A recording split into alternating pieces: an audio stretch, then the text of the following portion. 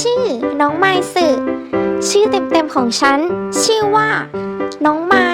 พันคอต่อยหยอยหยอย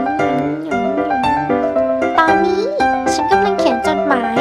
สารภาพความในใจอันแสนเร่าร้อนของฉันถึงพี่โยชิสุดหล่อเขาคือเทวดาตัวน้อยๆที่ลงมาเปิดหัวใจฉันให้เต้นไม่เป็นจังหวะตึกว้ายฉันรักเขา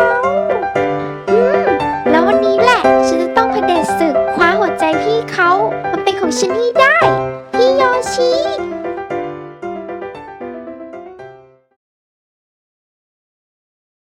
เฮ้ย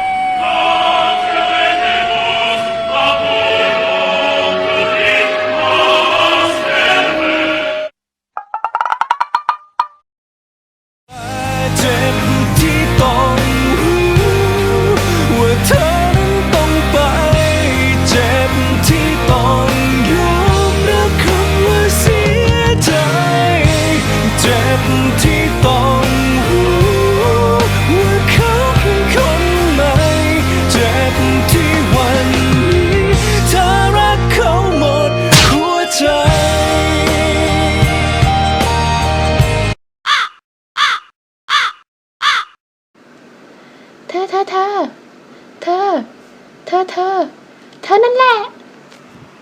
ถึงเขาจะไม่เห็นค่าเธอแต่เราเห็นนะส่งจดหมายนั่นมาให้เราสิ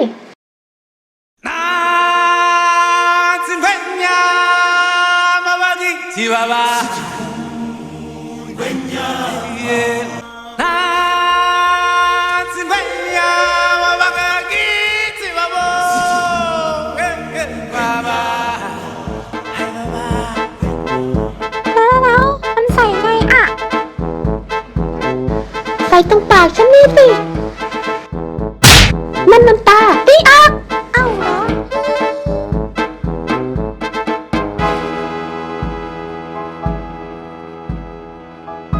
ถึงพี่โยชิจะไม่รับรักเราแต่จดหมายเราก็ยังมีประโยชน์เฮ้ยมา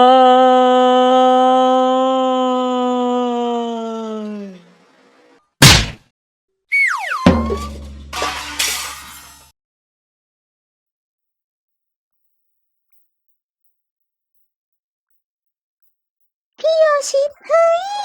มาเป็นไรไหมครับพี่ก็โทษที่มองน้องผิดไปจริงแล้วพี่ชอบคนรักโลกเรามาริสตัวกันใหม่นะครับ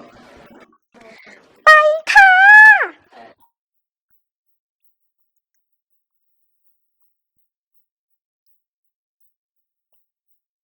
เดี๋ยวแป๊บนะไม่นกแล้วนะเฮ้ย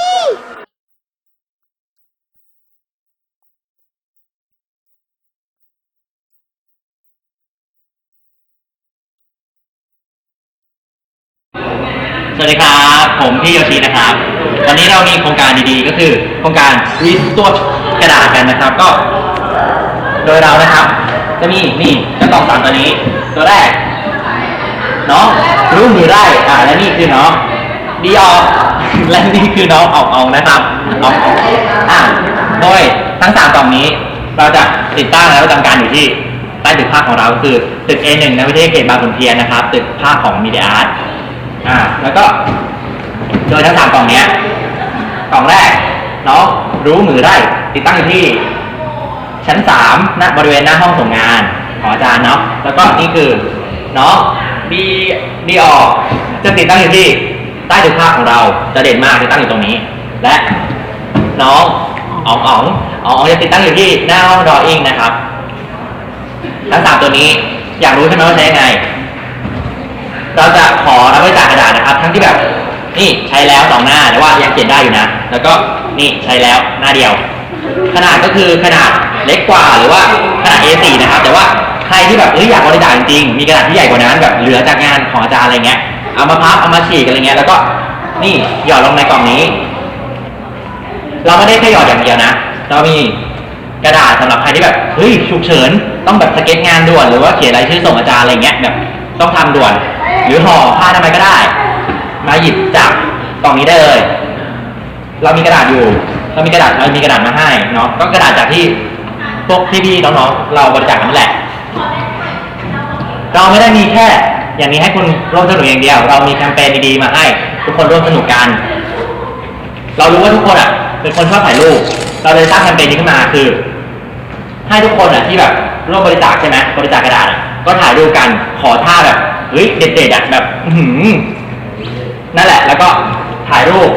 ลงใน Facebook อย่าลืมแฮชแท็กข้างล่างนี้นะแฮชแท็กข้างล่างนี้เราจะมีรางวัลมอบให้สำหรับคนที่แบบท่าเด็ดโดนใจทีมงานของพวกเรามีรางวัลคือกิฟต์วอเชอร์ซื้อของจากอาม่านะครับสูงสุด100 บาทแล้วก็3 รางวัลโดยเราจะประกาศผลนี่ตามนี้เลยตามนี้อย่าลืมร่วมสนุกกันนะครับโอเคแล้วก็